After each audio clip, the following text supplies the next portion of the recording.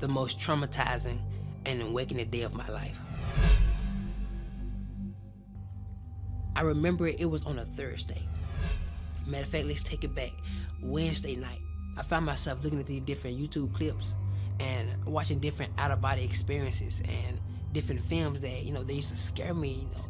And I would watch it and it would blow me away. It would catch my attention. And it used to scare me so bad. I would wonder, my mind used to go in places like, God, is this stuff real? I couldn't understand it because I've never been to that place. So I found myself praying. I remember walking outside of my apartment, and I was walking back and forth with my eyes closed, just started praying. And I asked God, I said, Lord, if you give me an out-of-body experience, I vowed to share your word and to tell the people what I saw. Not expecting that God was going to respond back to that, because I was just praying out. I was just praying, not actually looking for a response. And after that night, the next morning, that Thursday, October the 2nd, I had a dream. And my spirit left my body. It was like I was in my apartment and my spirit got pulled out of my body. And I would go in these different transits, bright color lights. It was white, like the best way I can explain it would be shoo, shoo, shoo, all the different flashing lights. And I appeared before a blue sky with no clouds. It was like a blue place, no land, no trees, no grass, no water, nothing. There was nothing there but a blue atmosphere. And I would see this atmosphere goes millions of miles upon millions of miles where nothing existed. It was like nothing was hidden. Everything was revealed. Everything was before your eyes. You could see it.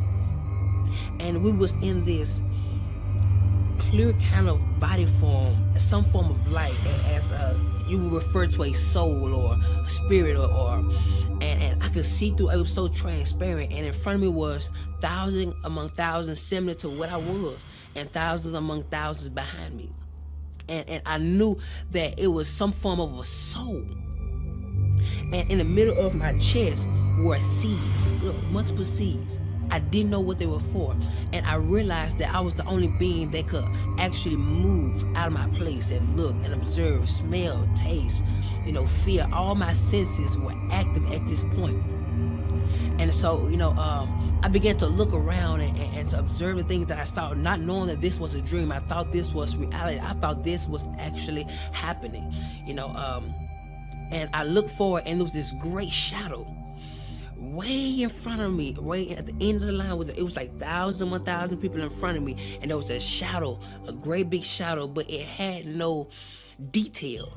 It was like as a vapor, and I could see that it was a shadow of something that was in the front. And I had many questions at this point in this dream, and out of nowhere, I heard these words: "Depart from me." And this galaxy, this portal, I don't know what to call it, on the right side of God, or Jesus Christ, whoever you decide to identify that spot of judgment, on the right side of him, there was this big portal that opened up, and there will be stones of fire. Normally when you get a lighter and you cut it on, try to spark a flame, but instead of fire, it was stones. And they will leak out of this portal, and whoever that guy said depart from me flew down this place, and the stones were so hot that it would burn everybody outside of that portal. On the left side of our body or our form, it would burn us, and everybody would be like, ooh, like as if it was so cold or so hot. You would tell somebody to close that door. It's too cold. That's how hot it was, and the portal closed. And then he sent them so fast that the screams were late. I would hear, like it was like, depart from me, and it closed up. Then the screams come, and it terrified me. And then out of nowhere, something snatched us up, and like we moved up the line. And I began to think, I didn't understand where we was. I'm like, oh my God, maybe this is judgment. Yeah, I had many questions, and I would hear, depart me, depart me, boo, depart from me, boo. And all these different people will be sent to hell.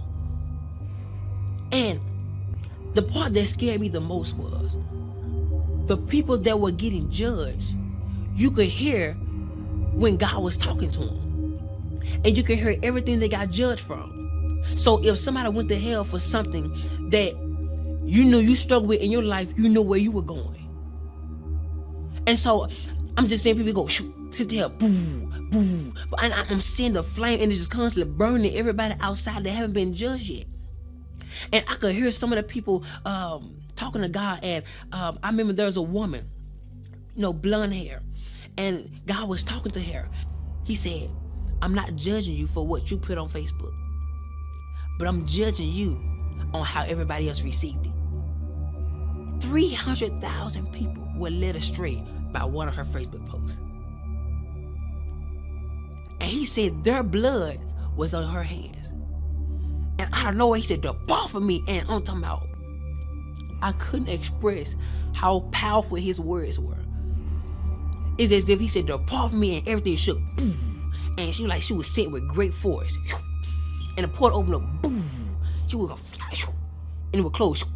And like, and the screams was so late, it terrified me. People, adultery, fornication, so many different things that I could actually hear. And people in front of me were terrified because a lot of those people were struggling or went through the same situation, and they never repented. So 1,000 sent here. They would go, they were flying. They was flying so fast. I've never seen something so fast.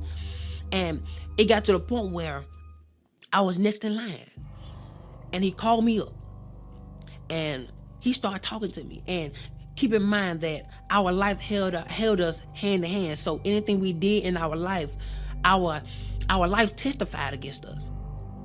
So you couldn't lie because your life testified. Say, yes, you did this at this time, yes, you did. And whenever God would speak to me, you would see a big screen, like you would see as if whatever God says, it comes to life. And so he started talking to me, and he started telling me everything that I could have did better. And at this point, I'm like, okay, God, I could do this better. I did it, I did okay with it, but I could have did better. So he began to say other things, and he brought up this specific woman.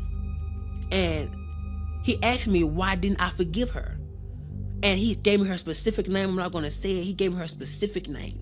And I knew exactly what he was talking about. He asked me, why didn't I forgive her? I said, I did, God. I did forgive her. He said, well, if you forgave her, when you get on the phone and talk to her, why is it that you treat her like the situation happened all over again? And I'm like, God, but I did forgive her. He said, well, if you forgave her, why are those seeds still in your chest? And I looked down. I was like, oh my God. That's what those are for. Those are seeds of what I did in my life. The things I didn't forgive. So he was talking to me, and I was like, oh my God. And he told me, he looked at me and said, because you didn't forgive her, I didn't forgive you some of your sins. And I was like, oh my God. And he started telling me so many other things, and he ain't told me not one good thing yet. And at this point, I'm getting terrified because my mind is starting now going to a place where I'm imagining how hot this fire is going to be when this portal opens. And so, I'm scared. I didn't know how to explain how terrified I was. Words can't describe. When you meet God face, words can't describe how terrifying it is to look your Creator face to face. Where there's nothing hid from Him. There's nothing. Your inner thoughts are revealed before Him. Your perception, how you feel, everything that you hosted in this body is presented before Him. And so, I got to a point where I didn't want to hear God no more. I was really turning my head because I was afraid that, it's already made his mind up. I was so afraid. And so I turned my head, and he would just constantly tell me everything that I didn't do right, or I should have did better. And at this point, I knew I was going to hell. I knew it. I was fully persuaded that this was it.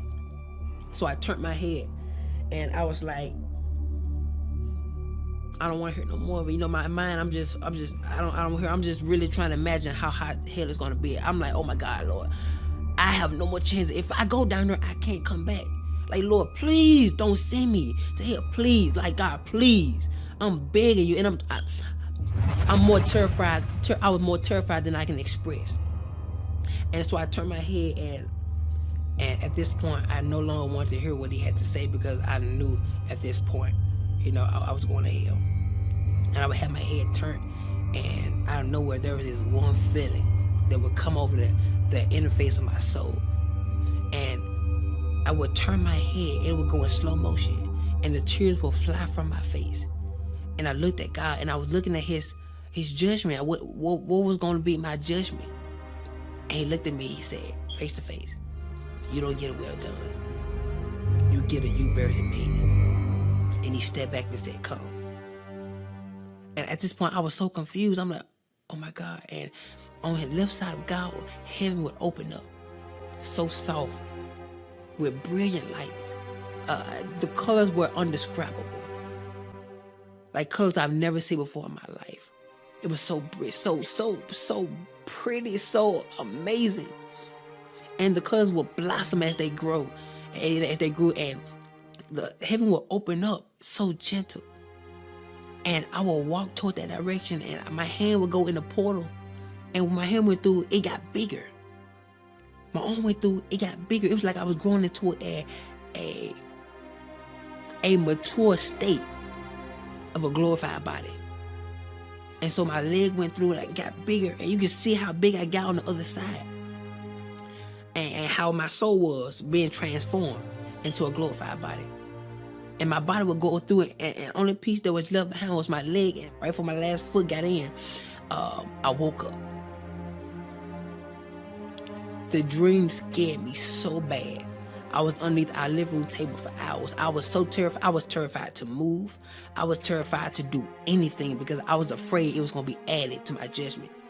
I thought that was the judgment. That didn't feel like a dream. I could feel, I could taste, I could tell you how it made me feel. Everything was so alive in the dream. And at that moment, I was asking God, why did you give me this dream?